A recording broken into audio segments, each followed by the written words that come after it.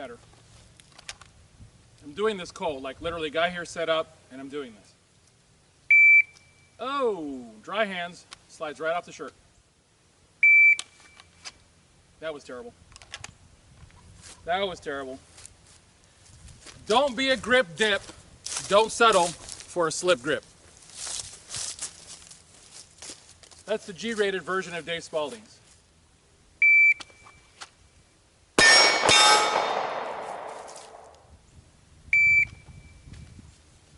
On now, come on!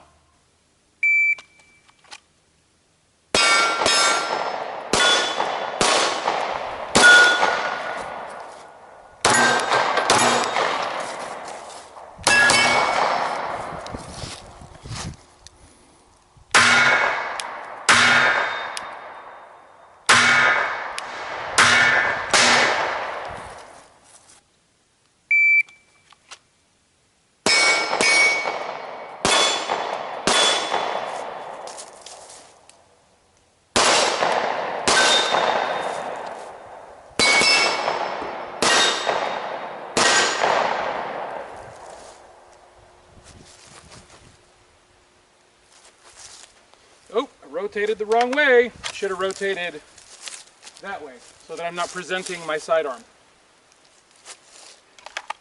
I'm out of practice. And I don't mind showing that to you guys. I'm out of practice. You know, I noticed that when I take my time and actually reach for my shirt, as opposed to coming at it like that, I actually grab the shirt. Imagine that. What a novel idea.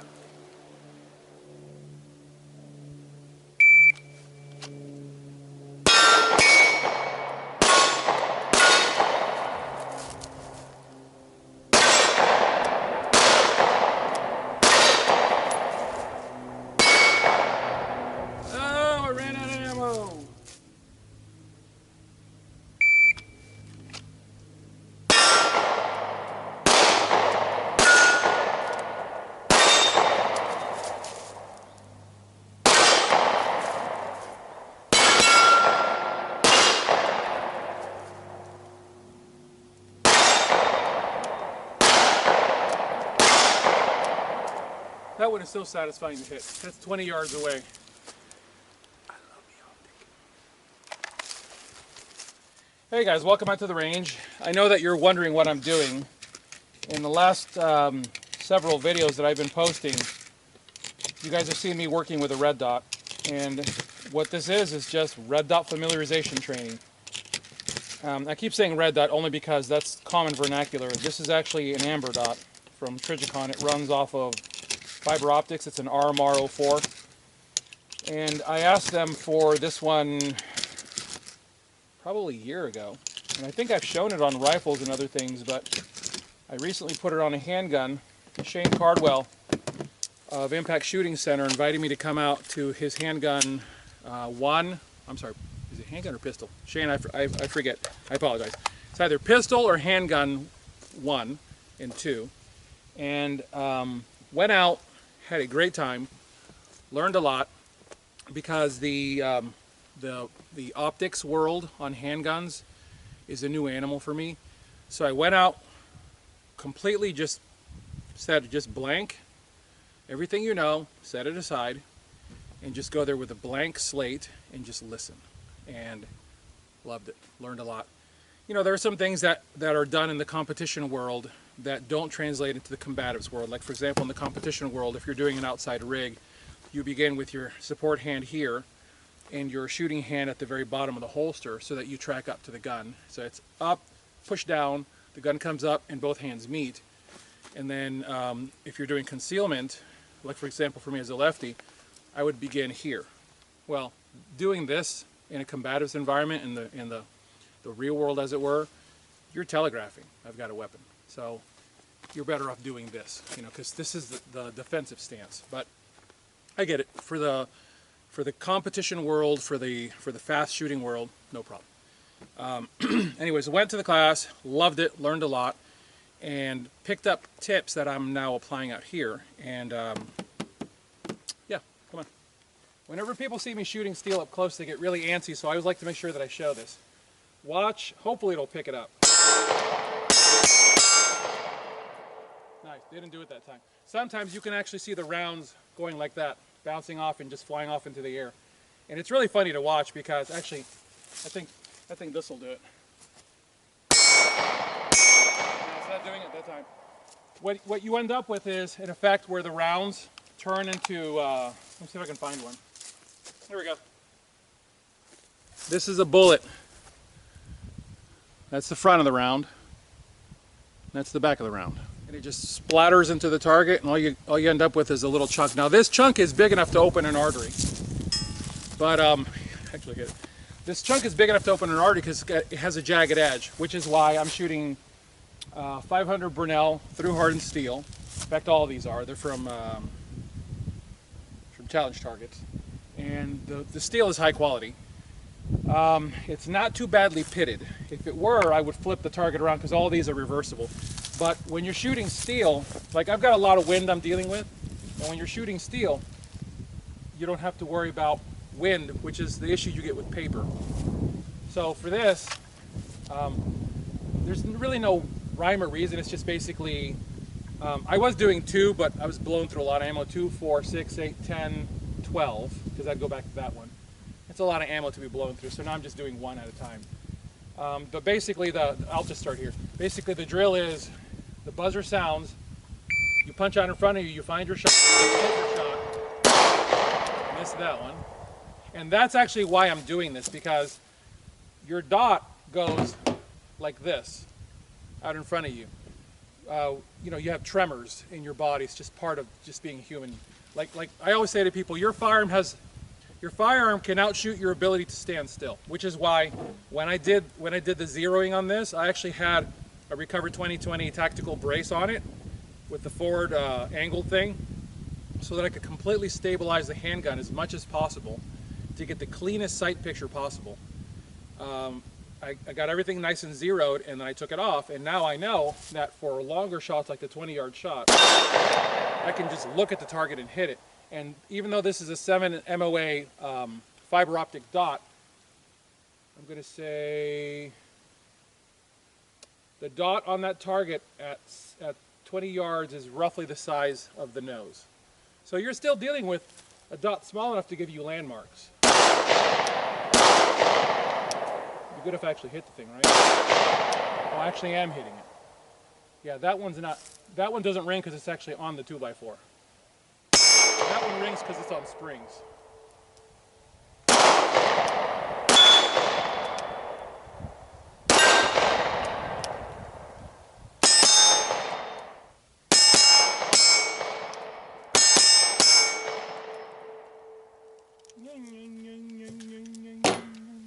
Alright, I was going through way too much ammunition, so let's run the handgun combatives pistol drills, the standards.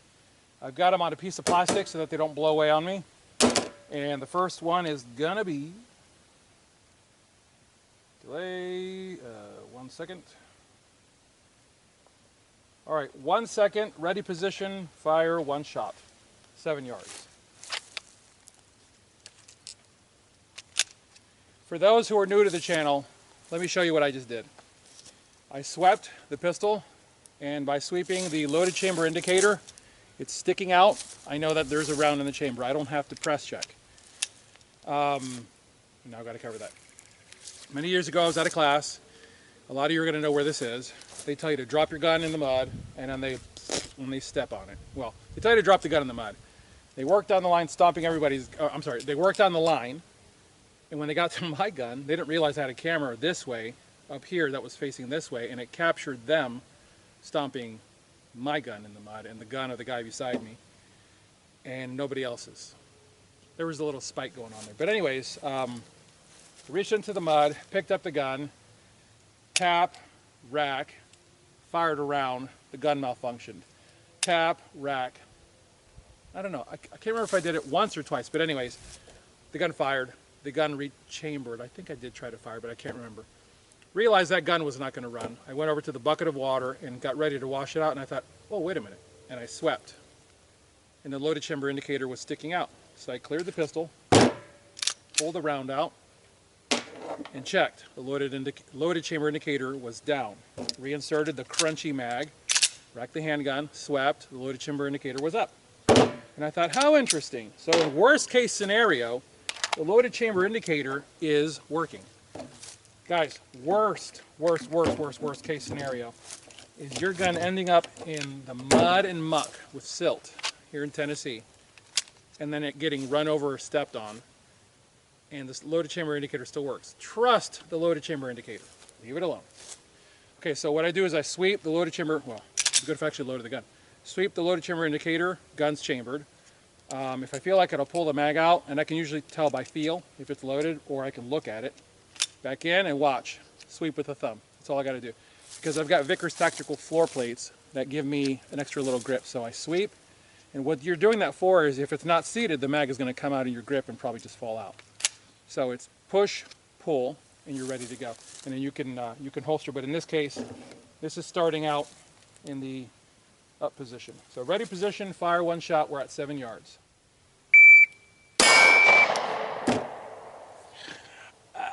Nicked it right off the side of his face. The round ended up down there. That's great. That's what I get for not really seeing my dot well enough. .87. Ooh, a .87 nick versus a .87 hit. Yeah.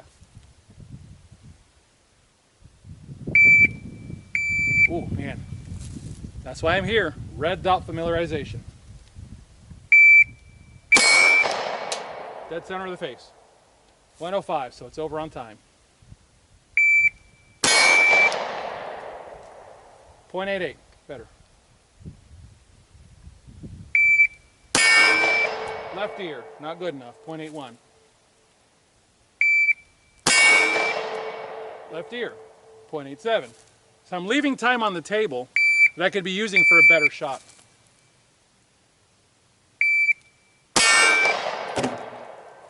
Other side of the face, come on! Oh, I'm so tired today. I guess I should tell you, today is January 1st, 2023, and I was up till just past midnight. No, I don't drink. But I was up till just past midnight, and my daughter and I were watching Star Trek's Strange New Worlds. Surprisingly good show. And her boyfriend had fallen asleep beside her, so we were watching and just sharing stuff back and forth between our phones. It was a lot of fun. All right, we're gonna move on. .96. So I pretty much made the times on that. Ready position, fire 4 shots. Let's get some more ammo on board. Actually, I think I've got 4 rounds in there. Okay. Ready position, fire 4 shots in 2 seconds. Oh no, Abner put down a chambered pistol. Oh my goodness. Puppies are crying right now, my goodness.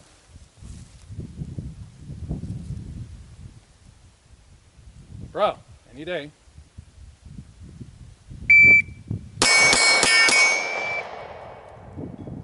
.180, keeper. Holster, fire 1 shot, 2 seconds.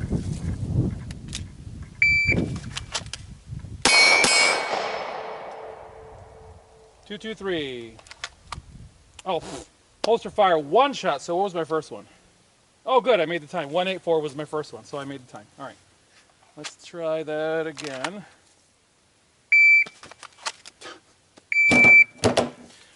Excuse me while I adjust. Oh, man. I yanked up a handful of undershirt like crazy.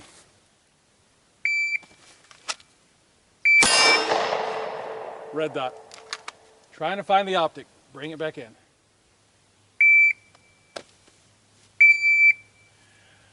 Anticipation. Ugh.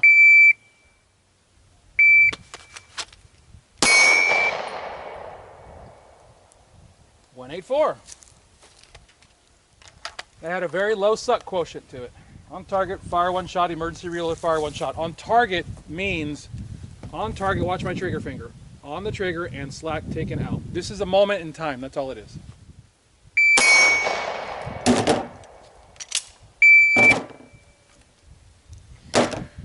Oh boy.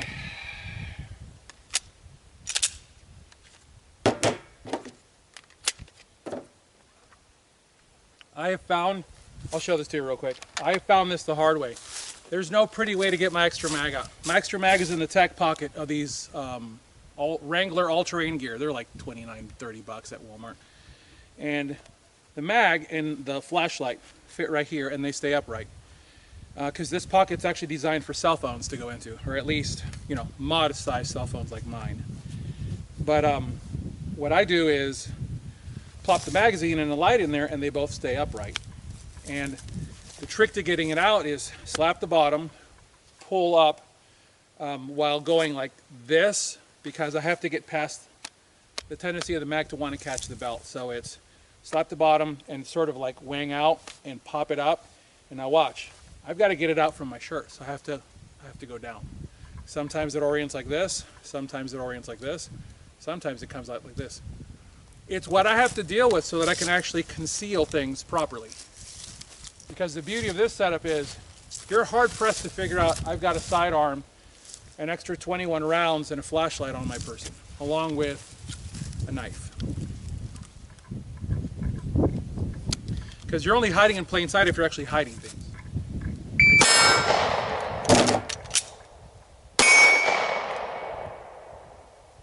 320.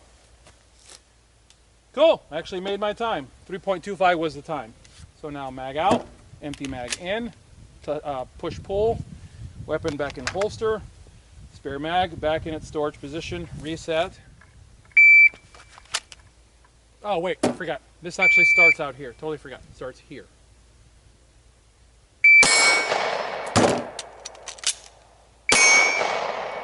That was terrible. I got it done, but it was terrible.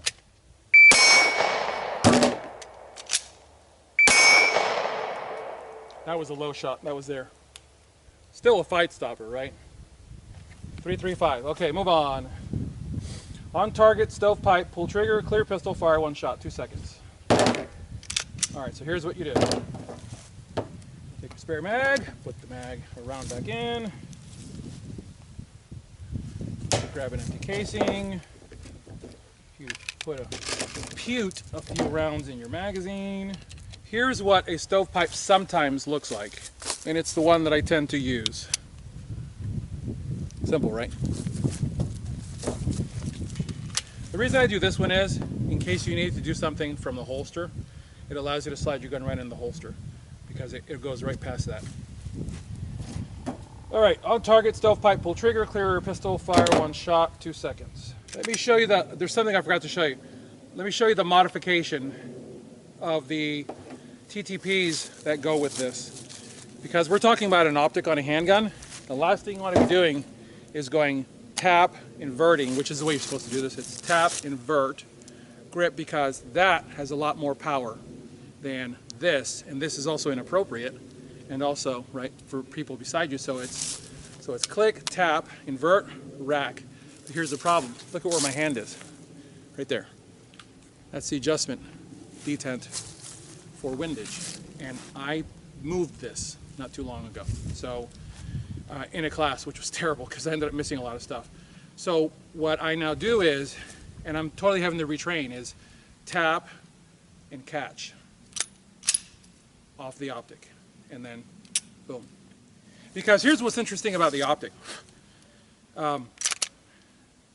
You can have a filthy optic and it doesn't matter, because the range at which handguns are used is so close. All you're doing is both eyes open and superimposing that dot on the target and pulling the trigger. So you can literally, like my friend Shane, tapes up his optic with electrical tape and just rocks on. See, I did it again. Habit. Years and years of this habit right here. Now I'm going to have to go tap. So it's going to be that. It's going to have to be that. Man, that is... I guess I could do tap, pinch. Yeah, let me try that. See, I don't know about that sharp front sight blade. This is why you have to get out here and do this stuff. Because I got to avoid the back end of this thing. All right.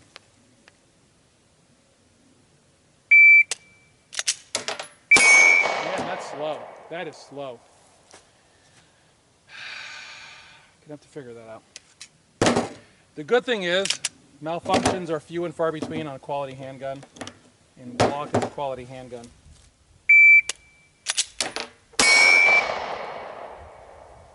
.191. Let's do it one more time.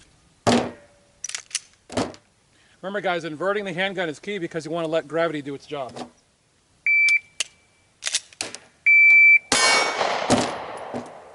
I yanked that shot. That was horrible. Let's move on. That was horrible. On target, double feed, pull trigger, clear. I'm not even going to bother doing that one. That one is so easy because it gives you 6 seconds. You're like, let me grab a sandwich. It's, oh, what the heck. I'll show it to you. All right. On target, what you do, you take a live round, drop it in the chamber, which is, actually, no. You know what? No, not the live round. Hang on. Let's do this properly. Let's do this the way a double feed actually happens. Double feeds happen when your extractor is fatigued. Take a casing, plop it in your chamber, take your loaded mag, stick it in. Now watch, very gently relieve the tension. What you now have is a round in the chamber, and you have a round trying to come up behind it. When you try to eject your magazine, the magazine won't fall because the round that's in there has essentially advanced onto the feed ramp of the barrel, and the magazine won't freely fall out. So now you're going to have to physically extract the magazine and retain it, invert the pistol, rack it, reinsert the magazine, rack it, and fire. 6 seconds. Okay, I forgot one thing. Literally, as I began to do this, I forgot one thing. The first step is tap rack, and then from tap rack you realize that's not working. So it's tap, rack, you realize you got a problem. Now it's extract, store, rack, mag in, rack, fire.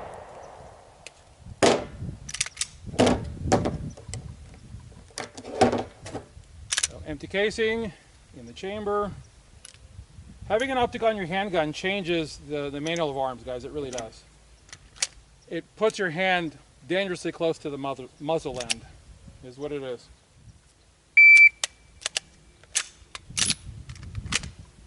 I didn't let gravity do its job. I did not let gravity do its job.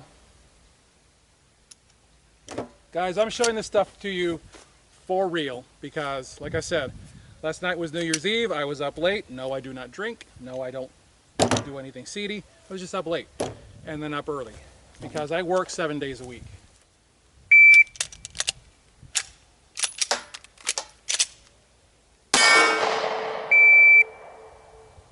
.483. Like I said, you could grab a sandwich. So not only did I make required time, I made desired time of 5:0. So yeah, that's cool. So there you go. Just a training session for optics familiarization. I'm going to keep doing these, and I'm going to keep bringing you guys along for the process because there are a lot of people that ask questions, and the questions, actually let me rephrase that. There are a lot of people that make comments in the comment section, and you guys don't realize that your comments to someone who knows what he's looking at are actually questions disguised as comments, and I don't have a problem with that. I like helping people. If you haven't gathered, I like helping people.